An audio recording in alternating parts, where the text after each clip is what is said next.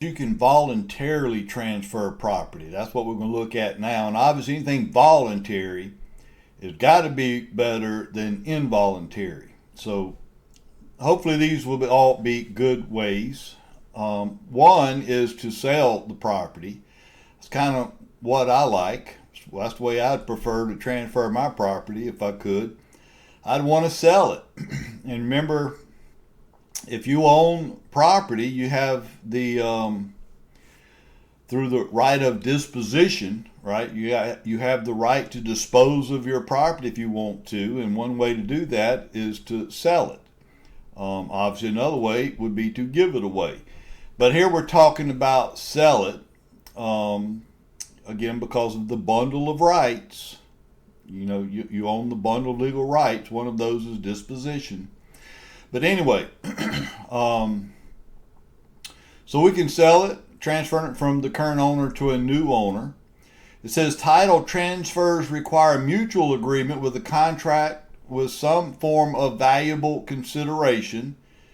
Remember, valuable means there, excuse me, there's some price paid. The buyer will pay some amount.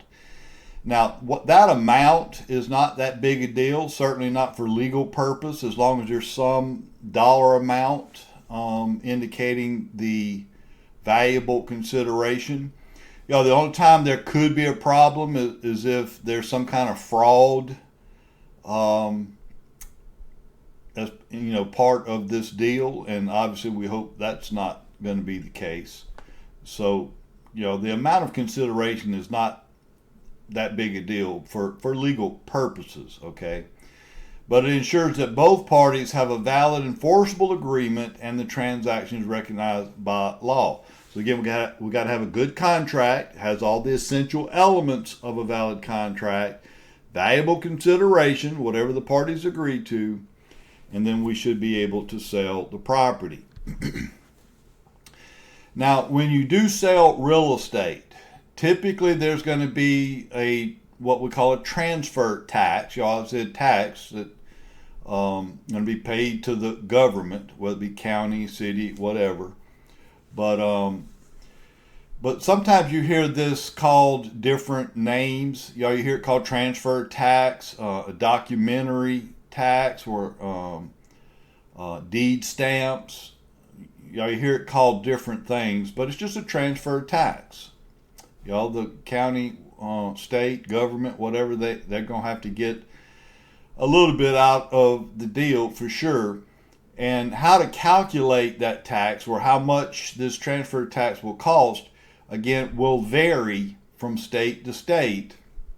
So once again, this is something we'll talk more about in the state-specific portion to ensure we address the right amount of tax for the state that you're currently trying to get licensed in.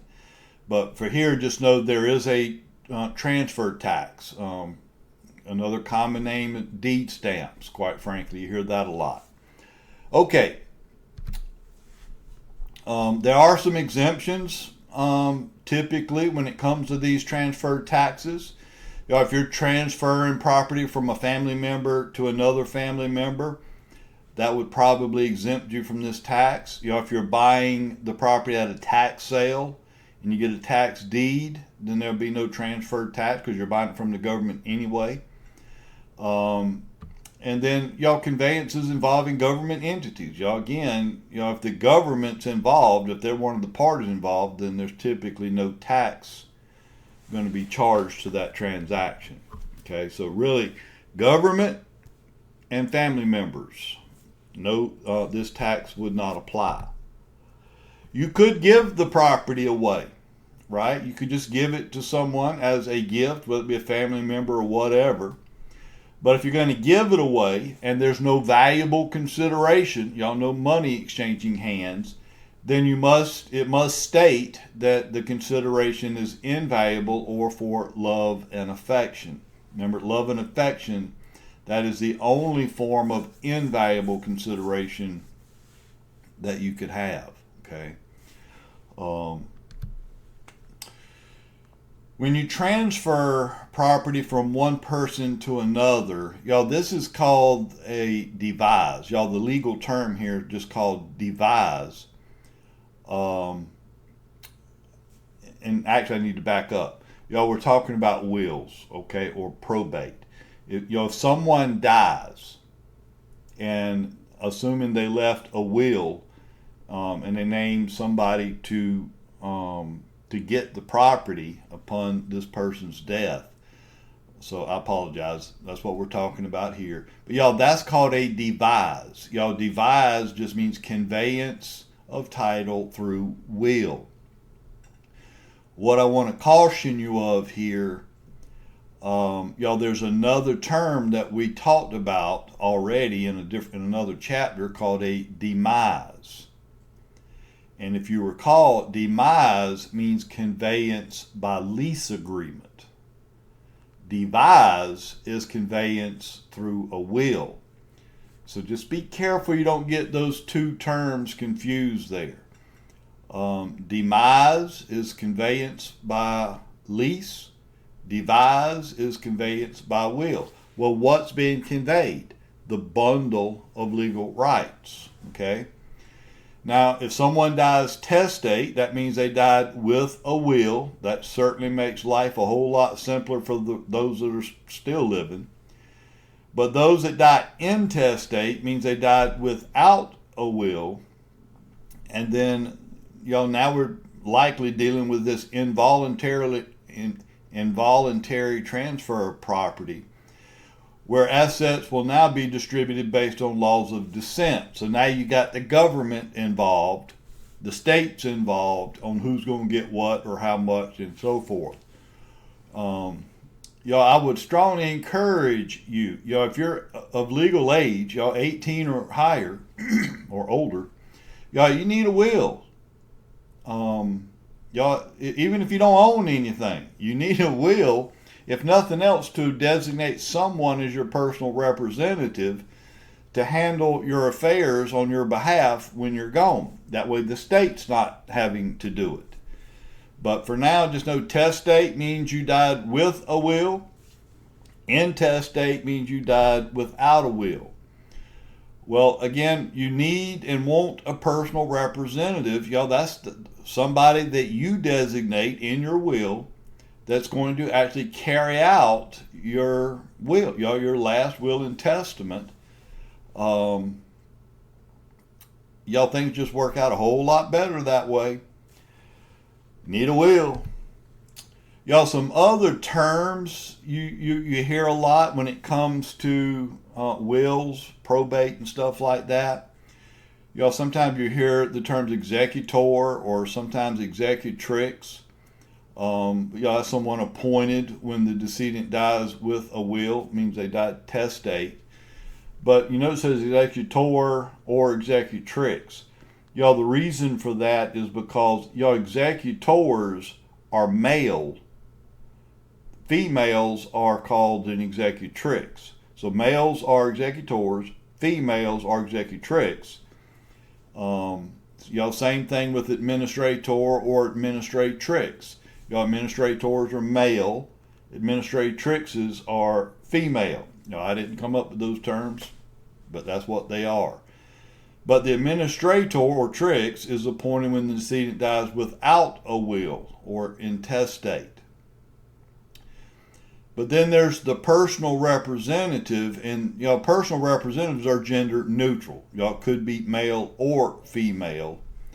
And a lot of states, I know the state that I live in, we use the term personal representatives, and we really don't recognize these other terms: executor, executrix, administrator, administratrix.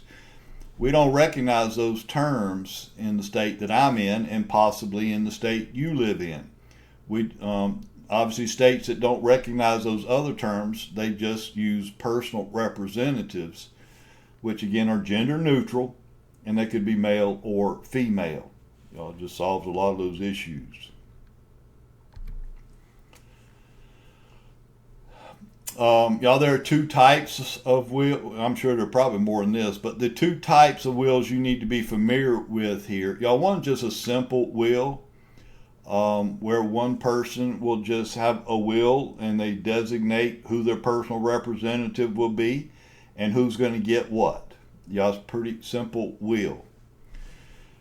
You could have a joint will, which is what you tend to see with a lot of married couples. Y'all, you don't have to do it. Y'all, each married couple could have their own simple will.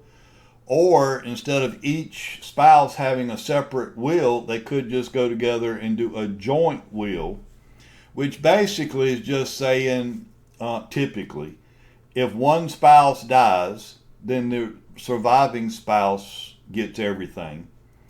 But if both spouses should die together at the same time, then they will have also determined in the will who's going to get what. Okay? A joint will works really good, especially for married couples. Okay. Some other types of wills, there's what we call a statutory will. Y'all, these are very straightforward, fill in the blank type wills. So basically all the verbiage is already there, you're just filling in blanks. That's a statutory will. You could have a holographic will, which is handwritten. Somebody just writes out the will. The issue with this a lot of times, because there's typically no witness. Maybe someone's on their deathbed, not going to last much longer, and they just grab a pencil and paper and start writing stuff out. There could be some legal issues with that. Certainly dependent on the state. Things are different state to state. But then, you could just have an oral will. It says when the testor verbally expresses their final wishes to a witness instead of creating a written document. Obviously that's orally and not in writing. Again, depending on the state and what the requirements are, there could be, again, some legal issues with that. To be safe and to make sure your wills are fulfilled, you need a statutory will, a written will, this witnessed, this legal, binding. No questions about it. Another way to transfer property, again, voluntarily, is dedication. When you dedicate property, you're basically transferring property you own to the government, whether it be to the city or county or municipality or whatever. Typically, they're saying, here, you take it, city, use it for the good of the public. Obviously, when you dedicate something, there's no compensation involved. You're just giving it away. Okay? But, that's dedication.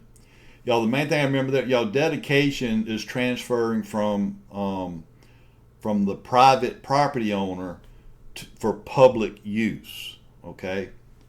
So dedication is coming from the property owner for public use. All right.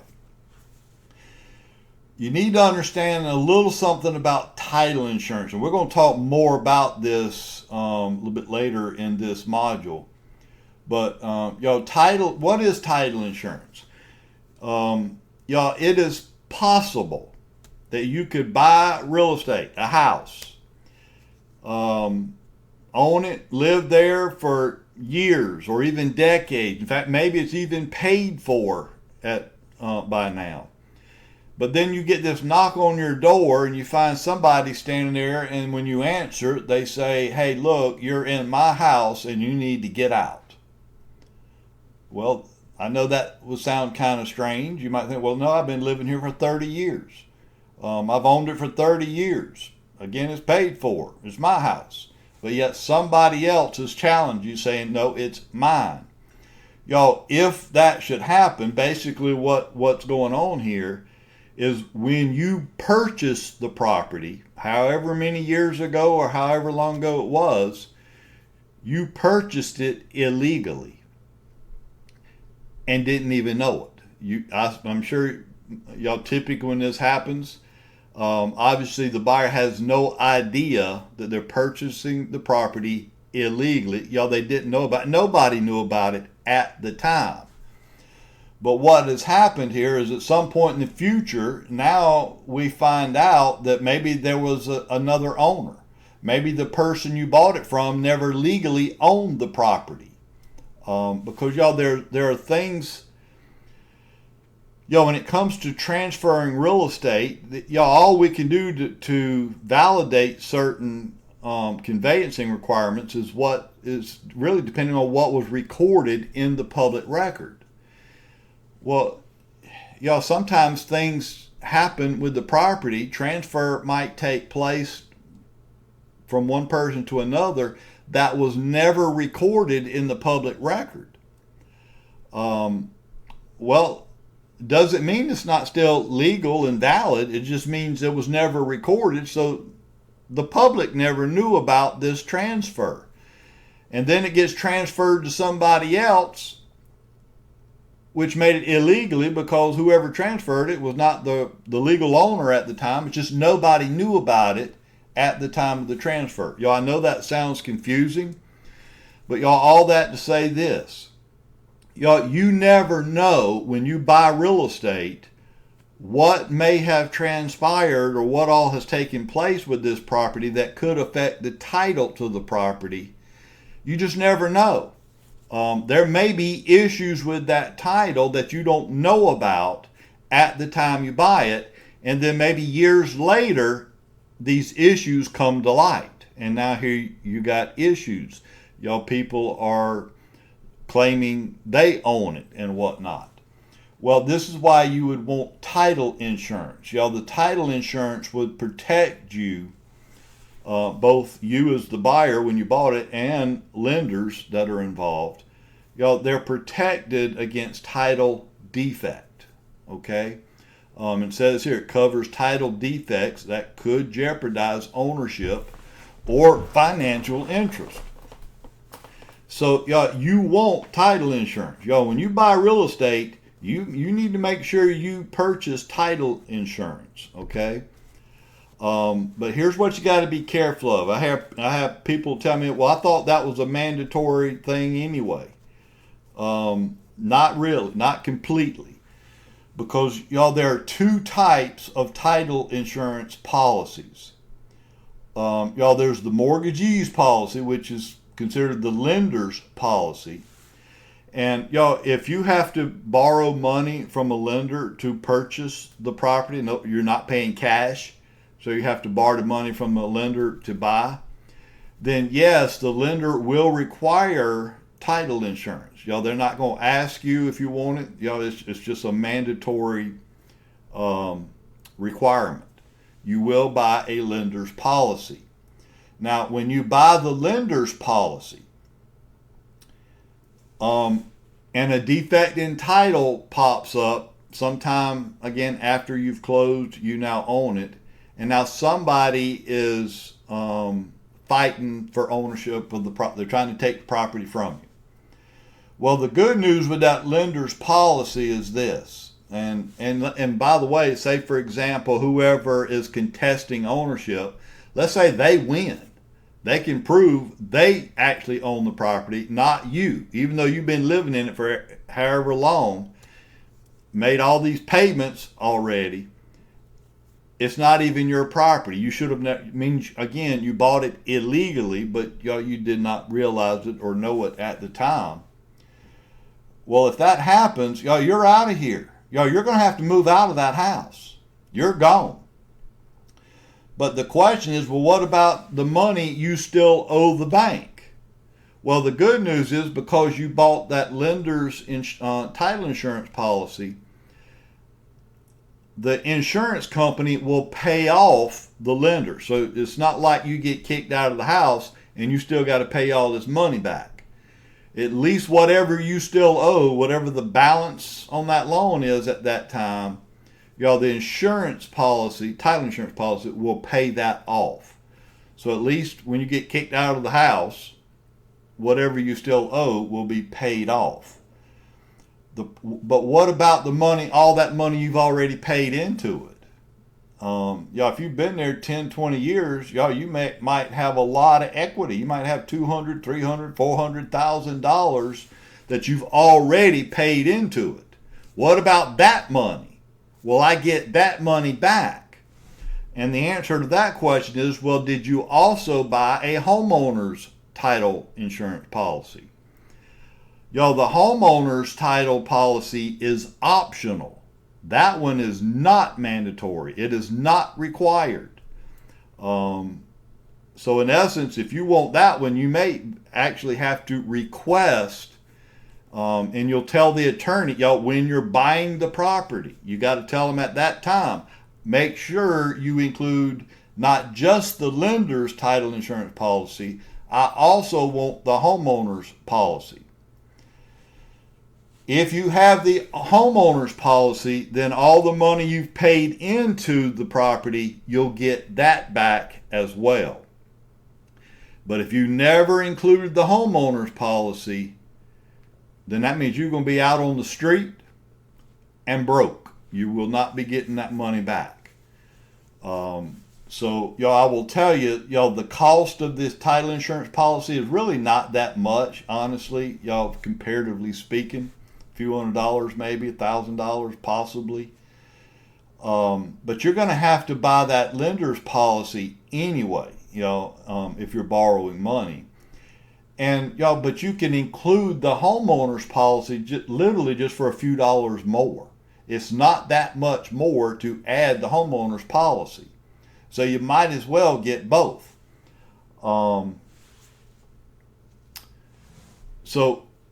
Anyway, so you need both policies.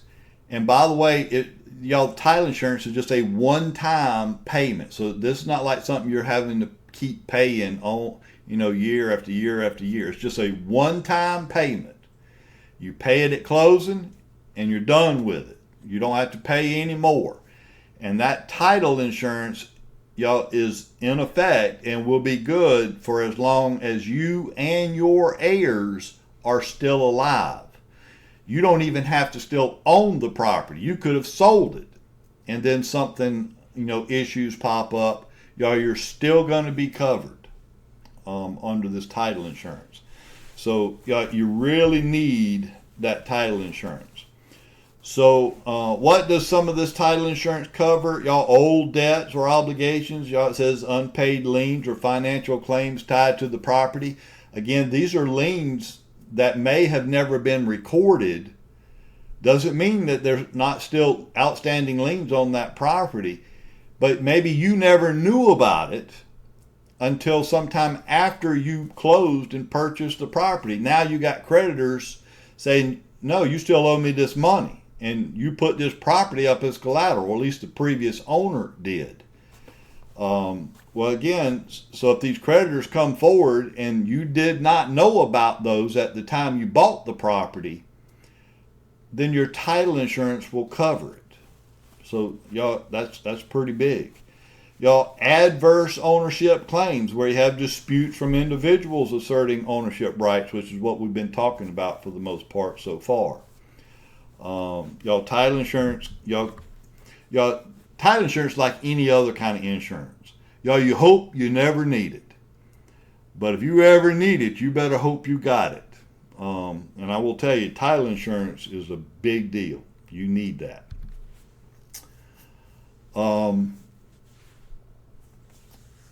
obviously the title insurance the title company rather is going to do everything they can to qualify the title. Y'all, they're going to do a title search. Y'all, trying to make sure they can discover any potential problems, liens, issues, and so forth. And y'all, once the title company is satisfied that there are no problems, it doesn't mean that there aren't none. It's just they're satisfied, we don't believe there are no issues. Then they'll issue what they call a title commitment. Y'all, it's provided by the seller or title company. And these details the title's history and confirms it is free of unresolved debts or liens. So they're saying we've done our title search, everything is clear, it's all good. So the underwriter, the lender is going to want to make sure they get that before they'll loan the money. And the title company, before they'll issue a title insurance policy, is going to want assurance that we've done all we can do to make sure there are no issues. But at the end of the day, there's no guarantees, right? So that's why we have the title insurance. You got to have the attorney's opinion, because at the end of the day, a lot of states will use a real estate attorney to do the title search, and at the end of their search, they'll develop something we call an abstract of title, which lists any issues, if there are any, or say there are no issues. But again, at the end of the day, there are no full guarantees, because you just never know what could have taken place with this property that was never recorded and made public. You just never know. So title company's going to do the best they can. The attorney's going to do the best they can, but still at the end of the day, there are no guarantees. The key protections for the buyers, you got reimbursement for covered losses, protection against title defects, and just peace of mind. Again, it's a one-time payment, and you're covered for as long as you're alive, and as long as your heirs are still alive. So, highly recommend you get, not only are you going to get the lender's policy, the mortgagee's policy, but also make sure you get the homeowner's policy, so you're covered, or the buyer's covered as well. This is where it's talking about that lender's policy, the mortgagee's policy. Y'all already talked about that. Any money that's still owed to the lender, the lender will get paid off, so you don't have to worry about that. But you do have to worry about all the equity and stuff you put into the property already paid. You want to make sure you get that back. And again, the only way you're going to do that is to make sure you get that homeowner's policy. Okay.